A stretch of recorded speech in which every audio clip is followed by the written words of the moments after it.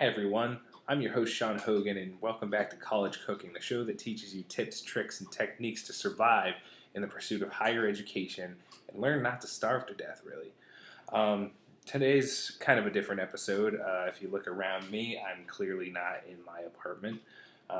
If you were to watch the video where I talk about my summer vacation, you would learn a few things about myself, one of which is that one of my many jobs is as a dog sitter, which requires me to go to other people's homes and house and dog sit for them.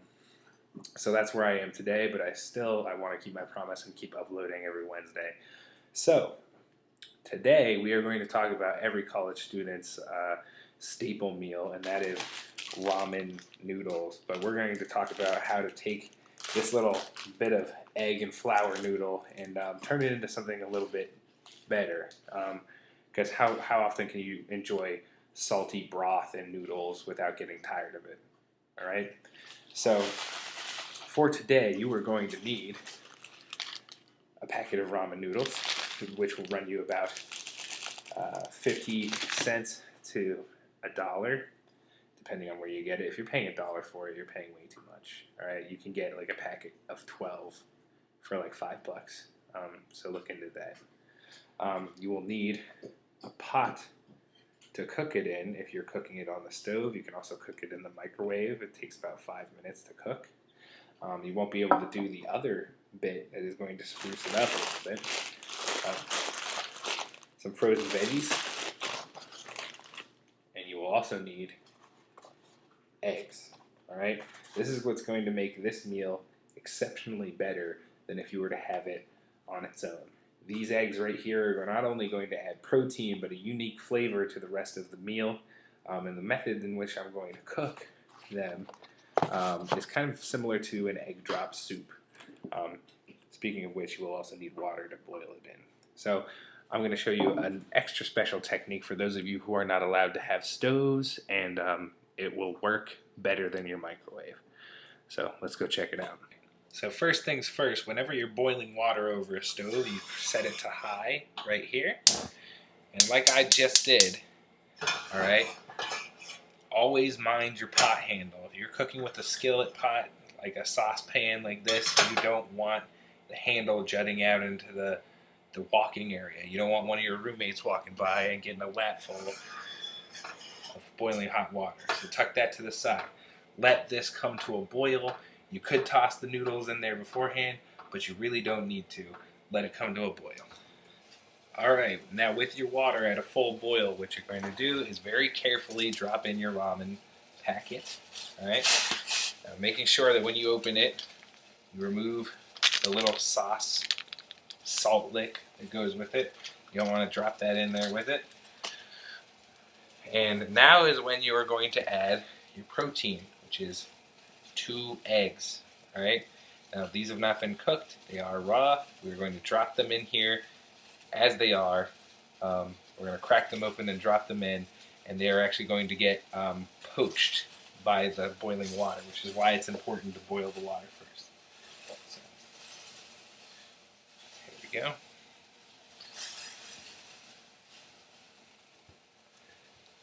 If your pot does not have a little grip for it to prevent burning, you may need one of these bad boys.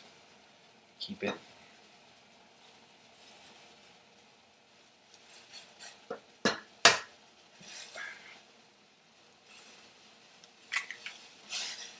Drop that right in there.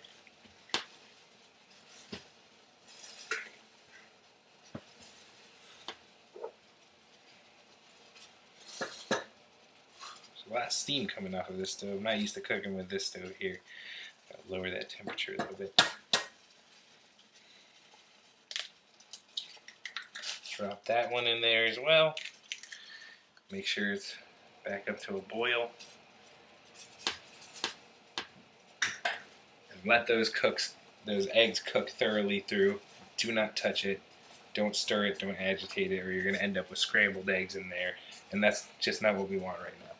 As you can see, there's this foam residue kind of building up on the sides here. And what that actually is that is the protein from the eggs kind of forming these long chains all right, and it's creating that foam, kind of like whipping an egg into cream. And basically on the top of that, you just kind of want to like disperse it as it comes up. You don't want a huge foamy mess, and you have to be careful because it could boil over.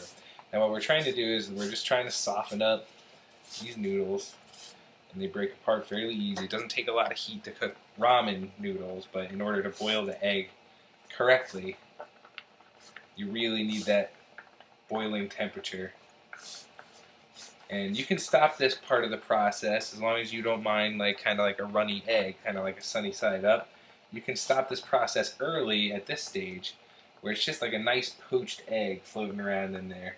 Alright, and then that way, whenever you're done with it, it will actually, when you go to bite into it, or when you cut it with your fork, when you're serving yourself some of the noodles, it'll spread the egg yolk throughout, spreading the egg yolk's flavor and that like delicious eggy taste throughout.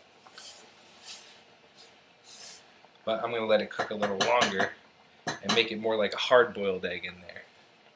Alright, after you feel like you've cooked your eggs thoroughly to your liking, you can go ahead and shut off the heat.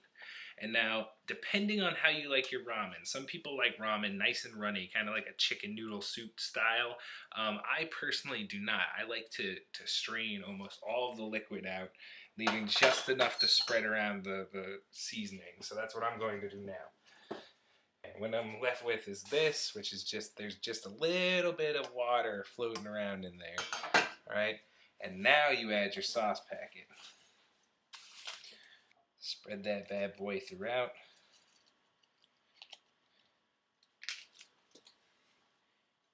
Mix it up. Now see this one here, this one's cooked more thoroughly through. But this one, on the other hand, kind of has like a looser yolk on the middle. So when I puncture that, it spreads the yolk all the way throughout there. And it's going to give it a really unique taste, a really delicious taste, because it just adds all that protein and the fat from the egg, but good kind of fat. It's the good kind of cholesterol for you. So what I forgot to do for this batch is I had that frozen bag of vegetables. I just want to point out that it's like 2 in the morning right now while I'm doing this. Because I just didn't have time during the day to film this shoot. So I forgot to put the veggies in here, but you would just add the veggies in here while the water was boiling. That will lower the temperature, so you gotta let it build back up again to let the frozen vegetable boil, alright, because it's gonna cool down your water significantly. In case you're wondering, gee, he's bullshitting us, this isn't going to be safe to eat. There you go right there, a little bit of egg, the runny yolk. That's delicious. Now I like my ramen this way, like nice and like solid, kind of like spaghetti that's been tossed in like an oil or something. I really like that. Some people like it nice and soupy, like, but this is how I've always made it. I think it's delicious, and maybe if you get tired of the soupy kind, you can try this one out for guys. This, my friends, is my super secret way to cook ramen noodles. If you live in a dormitory that doesn't allow you to have an oven, and you want to cook it the way that I just showed you, but that technique doesn't work in the microwave. This is an electric kettle, and essentially it just is meant to boil water in tea. The beauty of it is it just keeps on boiling in there, so it's good for boiling hard-boiled eggs if you wanted to. Just drop a couple eggs in there, let it boil, keep them in there for 15 minutes. Whenever you're done, switch it off. It immediately starts cooling down. You got yourself hard-boiled eggs in like 15 minutes. Taking the ramen packets, the ramen packet that I'm going to use, and I've broken it up into these smaller squares. And what we're going to do first is we're going to close this bad boy up, and you'll see the little light come on down here whenever it's running, and you know it's on hot. And within a matter of seconds, you're going to start hearing this thing start boiling, or at least start steaming up. We've about reached the boiling point, so I'm going to go ahead and start taking these, just dropping them right in. Now I simply just take my egg, crack it on the side. This may take a little bit of skill, but you can drop that right in there. Also take some of this, your veggies, Pour that right in there. Close it up. Walk away and let it cook. Something worth mentioning with one of these electric kettles is it does have an internal temperature gauge.